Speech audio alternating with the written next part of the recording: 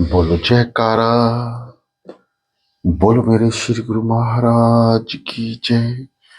श्री सतगुरुदेव भगवान की जय। श्री परमहंस दयाल जी महाराज की जय।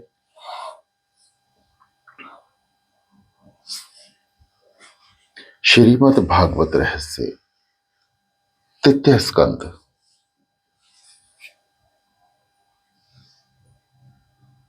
भगवान को वैसे तो कई मनुष्य कहते हैं कि हम आपके हैं, किंतु ऐसा कोई नहीं कहता कि मैं केवल आपका ही हूं और अन्य किसी का नहीं।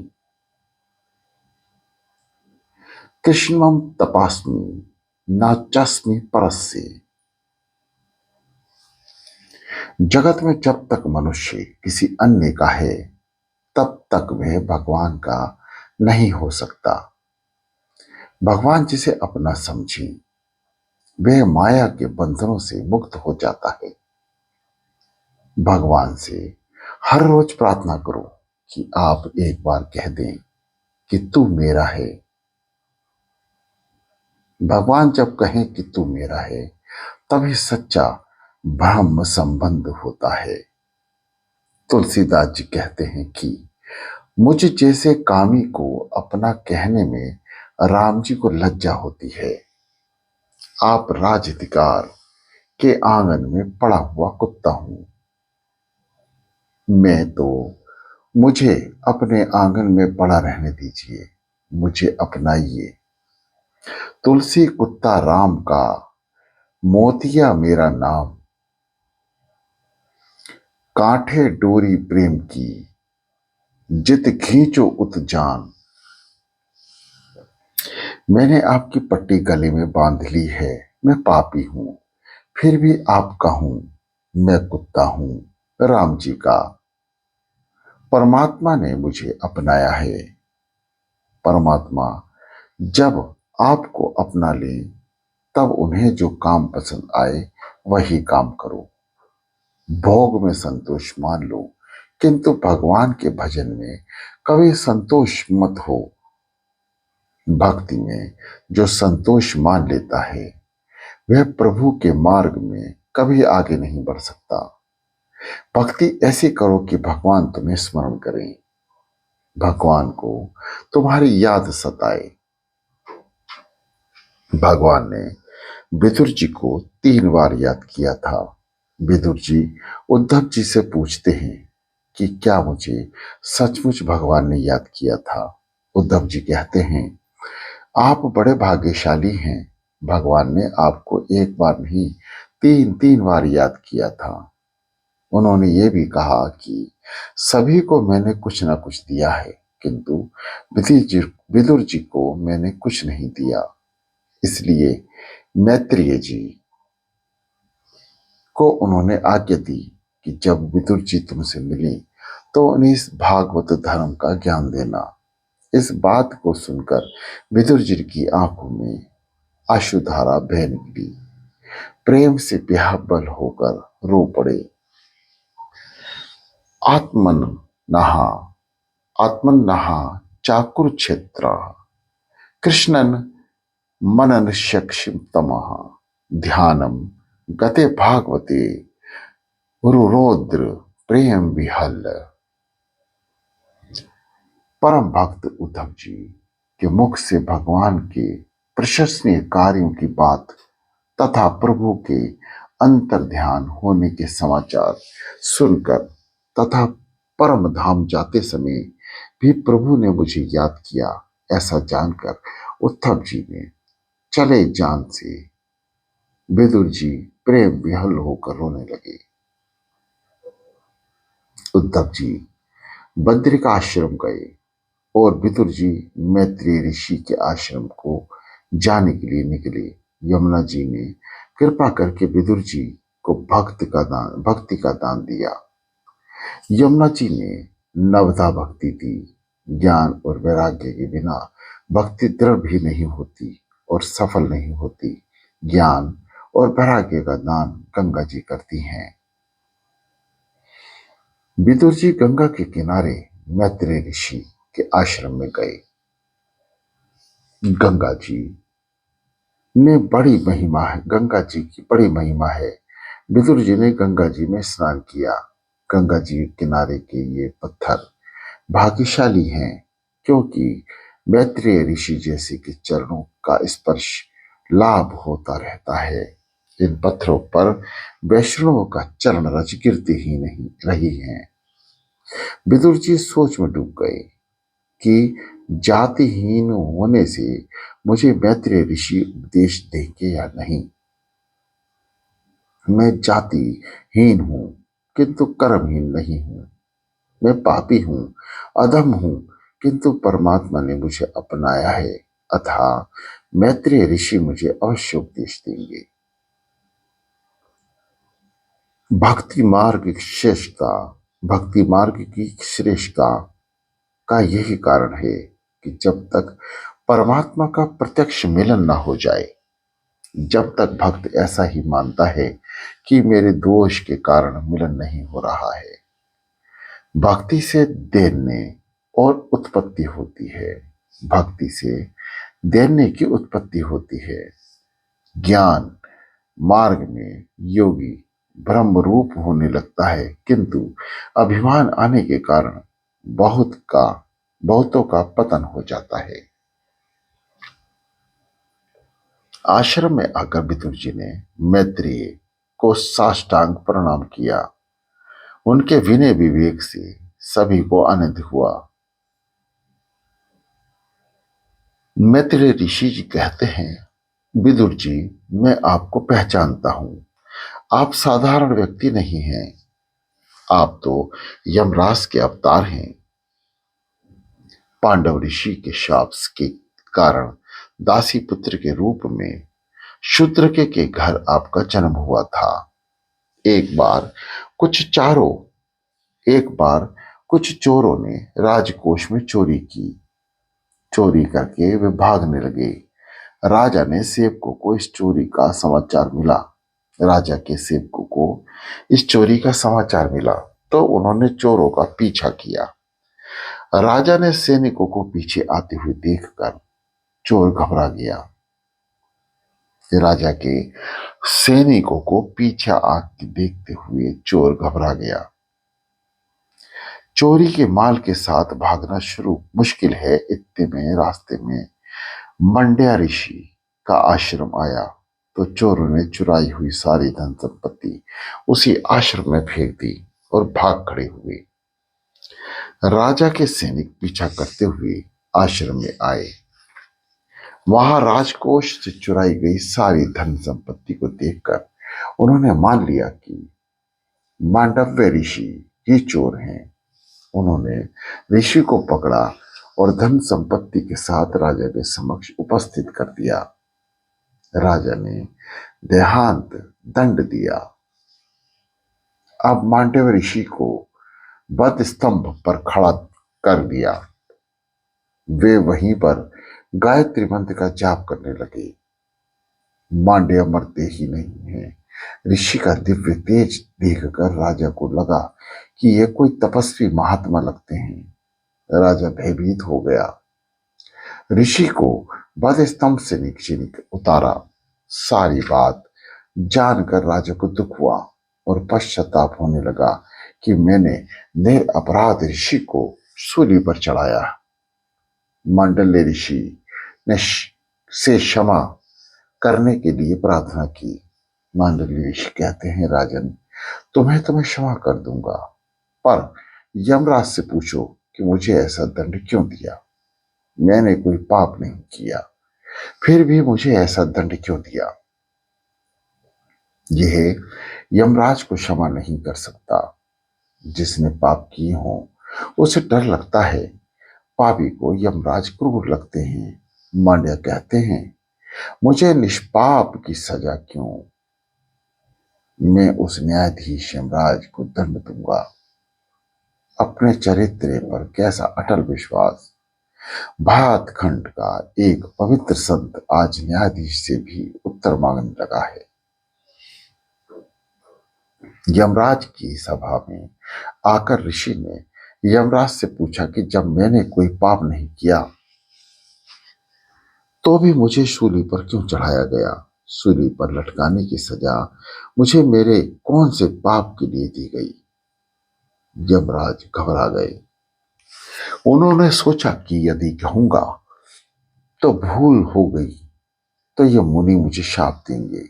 अतः इन्होंने ऋषि ऋषि से कहा कि जब आप 3 वर्ष के थे तब आपने एक तितली को कांटा चुभोया था, उसी पाप की सजा है दी गई है। जाने या अनजाने में जो पाप किया जाए उसका दंड भुगतना ही पड़ता है। भगवान पाप को नहीं स्वीकारता। पुण्य के उपभोग की इच्छा ना करे तो कोई बात नहीं, किंतु पाप तो भोगना ही पड़ेगा। पुण्य ऋषि ऋषि कृष्णमय हो सकता है, पुण्य कृष्णमय हो सकता है, पाप नहीं। पाप तो भोगना ही पड़ेगा, अन्यथा पाप का नाश नहीं हो सकता। लोग शाम को दुकान से घर लौटते समय मंदिर जाते हैं और हाथ जोड़कर प्रार्थना करते हैं।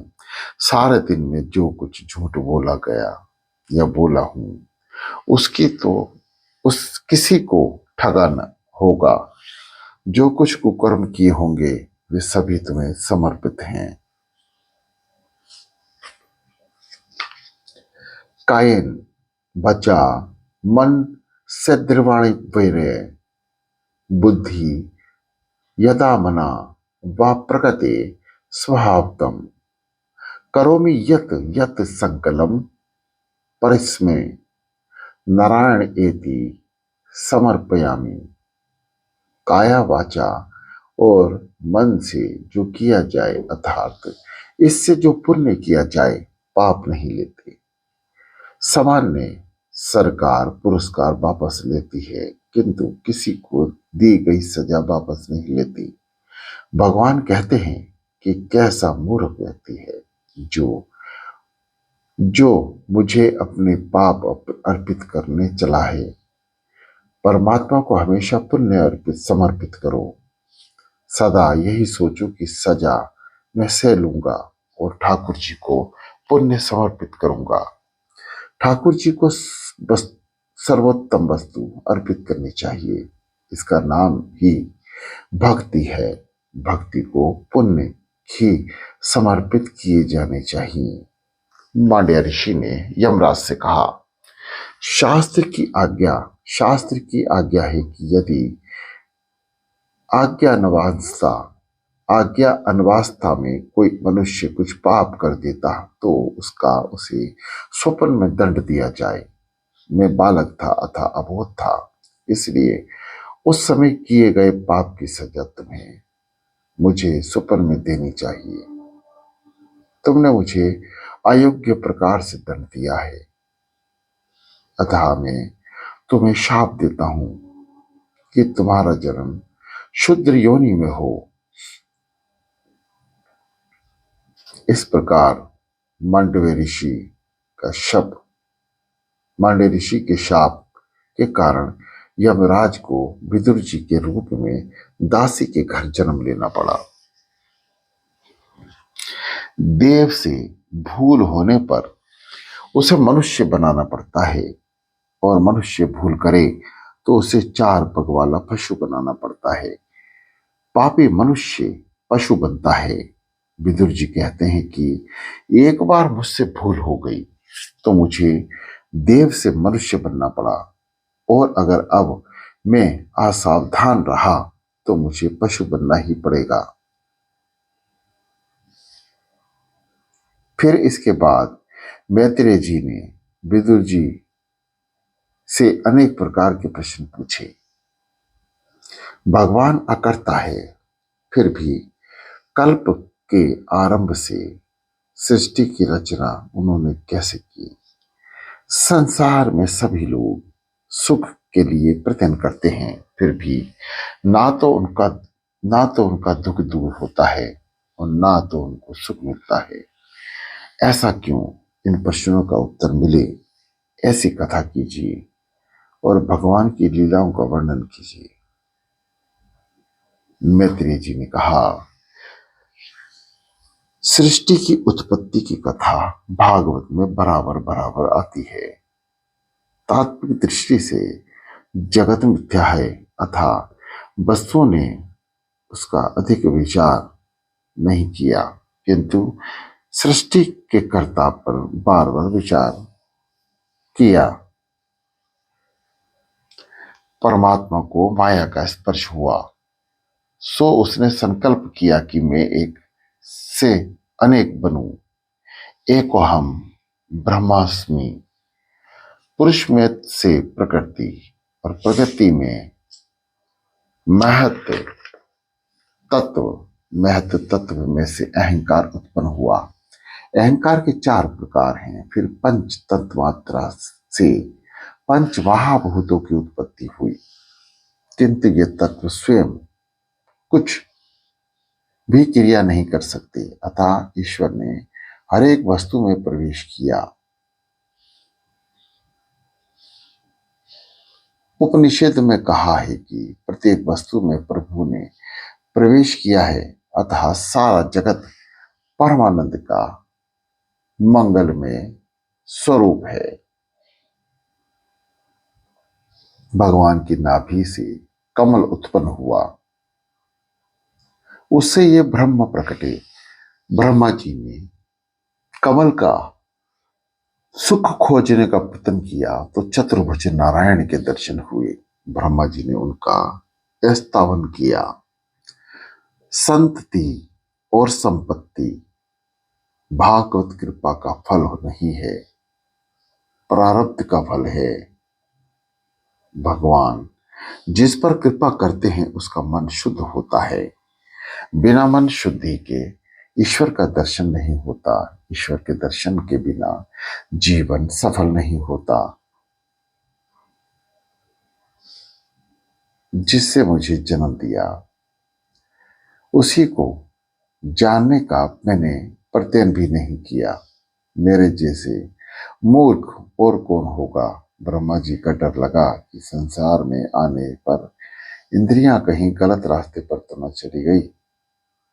ब्रह्मा जी से सृष्टि का निर्माण किया, काम को जन्म दिया।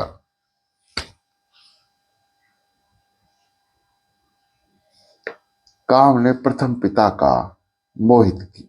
को मोहित किया। प्रथम हुए स्वयंभू मनु और शांत रूपा रानी। उस समय पृथ्वी तो रसातल में डूबी हुई थी। ब्रह्मा जी ने सोचा कि प्रजा का निर्माण तो करूं, किंतु उसे बसाऊं कहां। अतः नासिका में से बारह भगवान प्रकट हुए। उन्होंने पृथ्वी को पानी में से बाहर निकाला। रास्ते में हिरण्याक्ष को मारा और पृथ्वी का शासन मनु के हाथ में सौंपकर भगवान स्वयं धाम लौटे। विदुर जी ने कहा कि आपने तो बहुत संक्षिप्त कथा सुनाई, इस कथा का रहस्य क्या है? ये हिरण्याक्ष कौन था? धरती रसातल में क्यों डूबी है? बारह नारायण का चरित्र मुझे सुनाइए। ये कथा मैत्री जी ने विदुर को सुनाई थी और सुखदेव जी ने परीक्षित को। दैत्य कश्यप ऋषि की पत्नी थी। एक दिन सायंकाल को दिति श्रृंगार करके पति के पास आई और काम सुख का उपभोग करने की इच्छा प्रकट की, क्योंकि वे कामातुर हो चुकी थी। कश्यप ने कहा, देवी, यह समय सायंकाल का है। यह समय काम सुख के लिए उपयुक्त नहीं है। इस समय कामाधीन होना ठीक नहीं। जाओ दीपक जलाओ। शास्त्र में कहा गया है कि सौभाग्यवती स्त्री में लक्ष्मी का अंश है। सायंकाल के समय लक्ष्मी नारायण घर आते हैं। उस समय घर बंद होगा तो लक्ष्मी जी श्री कृष्ण कहती हुई वापस लौट जाएंगी। आजकल कथाकथित साधु आजकल आजकल कथाकथित साधुरे हुए लोग खास करके शाम को ही ताला लगाकर बाहर निकल पड़ते हैं। घूमने जाना ही हो तो सूर्य अस्त से पहले घर लौट आना चाहिए। स्त्रियों को चाहिए कि शाम को घर के बाहर भटकती ना रहें। संध्या समय तुलसी की पूजा करो और वहां दीपक जलाओ। भगवान के आगे धूप जलाओ। मनुष्य के हृदय में अंधकार है, वहां प्रकाश जलाना है।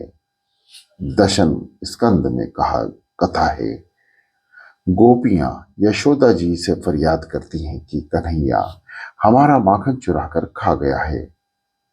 तो यशोदा कहती है कि अंधेरे में माखन रखा करो कि जिससे जिससे कन्हैया उसे देख ना पाए। गोपियां कहती हैं कि माखन तो अंधेरे में ही रखा था, किंतु कन्हैया के आते ही वहां उजाला हो गया। ईश्वर पर प्रकाशी नहीं है, वह तो स्वयं प्रकाशी हैं। परमात्मा को दीपक की आवश्यकता नहीं है, दिए की आवश्यकता नहीं है। सायंकाल सूर्य और चंद्र में तेज क्षीण होते हैं, दुर्बल होते हैं। सूर्य बुद्धि का स्वामी है और चंद्र मन और बुद्धि के स्वामी सूर्य चंद्र के सायंकाल में दुर्लभ होने के कारण मन और बुद्धि में काम उस समय प्रवेश पा जाता है। काम मन में सांझ की बेल में प्रवेश करता है और रात्रि को प्रकट होता है। संध्या काल में प्रभु के नाम का जप करोगे तो मन में काम का प्रवेश नहीं हो पाएगा। कश्यप ऋषि दीति को समझाते हैं कि माननी मान जाओ। भगवान शंकर इस समय जीव मात्र को निहारने के लिए भ्रमण करते हैं, अतः इस समय स्त्री संग करने से शंकर भगवान का अपमान होगा और अपमान के कारण अनर्थ होगा। शंकर भगवान देख लेंगे तो दंड देंगे।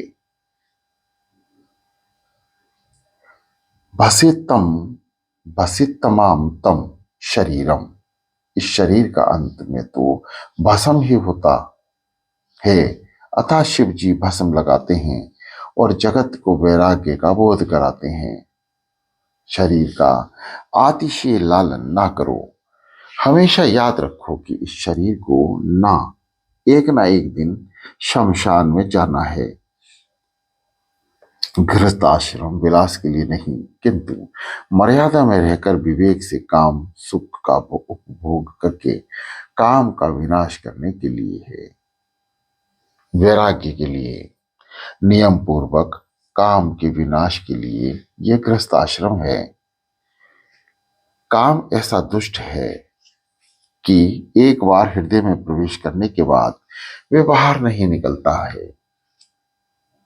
एक बार के अंदर प्रविष्ट होने पर तुम्हारा सारा सत्यानापन हवा हो जाएगा।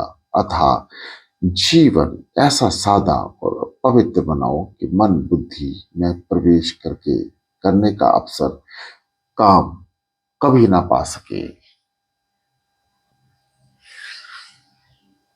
उल्लुओं की एक सभा में प्रस्ताव पास किया गया कि सूर्य नारायण का अस्तित्व है या नहीं, क्योंकि वे हमें दिखाई नहीं देते। उल्लू सूर्य को देख ना सके तो क्या उसका अर्थ यह है कि सूर्य का अस्तित्व भी नहीं है? धर्म में आस्था न रखने वाले, ईश्वर को न मानने वाली इसी उल्लू से बड़े भाई ही हैं। दिति के भेद बुद्धि में से इन हिरणाक्ष और हिरण्यकशिपु का जन्म हुआ है। सभी ने मेरे नारायण का वास है, ऐसा अभेद भाव रखोगे तो पाप नहीं होगा। दीति ने कश्यप की बात न मानी और कश्यप भी दीति के दुराग्रह के आगे झुक गए। अंत में दीति को अपनी क्षति का भान हुआ। वह पछताई। उसने कश्यप की पूजा की और भगवान शिव जी से याचना की। कश्यप ने कहा कि तुम्हारे गर्भ में 2 राक्षस उत्पन्न होंगे। पति और पत्नी उचित संयम का पालन ना करें तो उनसे पापी प्रजा की उत्पत्ति होती है। पवित्र दिवस जैसे कि दोनों पक्षों की दूज, पंचमी, अष्टमी, एकादशी, चौदस, पूर्णिमा, अमावस्या तथा पर्वों के दिन ब्रह्मचार्य का पालन अवश्य करें। लोग कहते हैं कि काल बिगड़ गया अतः पापी प्रजा उत्पन्न हो रही है। ऐसे काल भी कुछ कुछ बिगड़ा तो है कि किंतु लोगों का दिल ज्यादा बिगड़ गया। एकादशी, पूर्णिमा या पवित्र दिनों का विचार किए बिना ही काम मत हो जाते हैं। ये तब पापी प्रजा उत्पन्न हो रही है। इसलिए पापी प्रजा उत्पन्न हो रही है। काम को हृदय में प्रवेश करने का अवसर ही नहीं दिया जाए। एक बार काम का हृदय में प्रवेश हो गया तो सयानापन निरर्थक हो जाता है। दीति ने भी काम बांध होने के कारण ही सयानापन गंवा दिया था। मनुष्य केवल इस शरीर का ही विचार करेगा तो भी उसके हृदय में शरीर सुख के प्रति तिरस्कार उत्पन्न होगा और वैराग्य के भाव की उत्पत्ति होगी। वे शरीर कैसा है, उसमें हड्डियां टेढ़ी तिरछी बिठा दी गई हैं, उस पर मांस रख दिया गया है और फिर त्वचा से मढ़ दिया गया है, अतः अंदर की चीजें नहीं दिखती। अन्यथा रास्ते में पड़े हुए हड्डी के टुकड़े को कोई पूछेगा भी नहीं। वहां सोचेगा कि उसे छूने से शरीर अपवित्र हो जाएगा, किंतु वही मनुष्य देह में छिपी हुई हड्डियों से प्रेम करता है। ऐसी मूर्खता दूसरी और क्या होगी।